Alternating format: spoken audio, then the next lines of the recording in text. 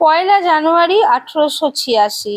ওই দিন বিকাল 3টায় ভাবাবিষ্ট ঠাকুর একটি আম গাছের তলায় দাঁড়িয়ে যখন আশীর্বাদ করলেন চৈতন্য হোক, প্রত্যেক ভক্ত তার চরণ স্পর্শ করা মাত্র তাদের বুক স্পর্শ করে চৈতন্য জাগিয়ে দিয়ে কৃপা করতে লাগলেন। এই অদ্ভুত স্পর্শে প্রত্যেকের ভিতর ভাবান্তর উপস্থিত হওয়ায় কেউ কাঁদতে, কেউ হাসতে, কেউ ধ্যান করতে লাগলেন এবং আনন্দে পরিপূর্ণ হয়ে গেলেন।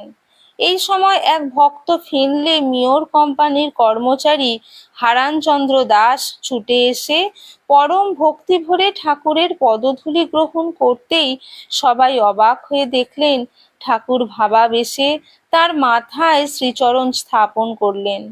শরৎ মহারাজ বলেছেন, ওই রূপে কৃপা করিতে আমরা তাহাকে অল্পই দেখিয়াছি। সেদিন সেই কৃপা বর্ষণের আনন্দ থেকে শুধুমাত্র একজন ভাগ্যদোষে বঞ্চিত হয়েছিলেন, তিনি হরমোহন মিত্র। তাকে ঠাকুর বলেছিলেন, তোমার আজ থাক। প্রতাপ হাজরাকে নরেন্দ্রনাথ নিয়ে গিয়েছিলেন, কিন্তু ঠাকুর বলেছিলেন, এবে নাহি হবে, সময় সাপেক্ষ কাজ শেষেতে পাইবে।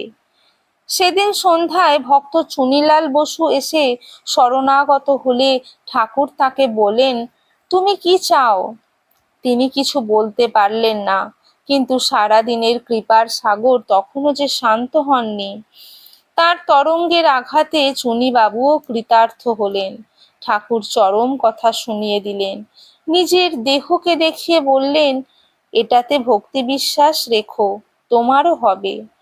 গিরিশের বিশ্বাস ও ভক্তিতে ঠাকুরের আত্মপ্রকাশে অভয় প্রদানের মধ্য দিয়ে সকলে কৃতার্থ হলো।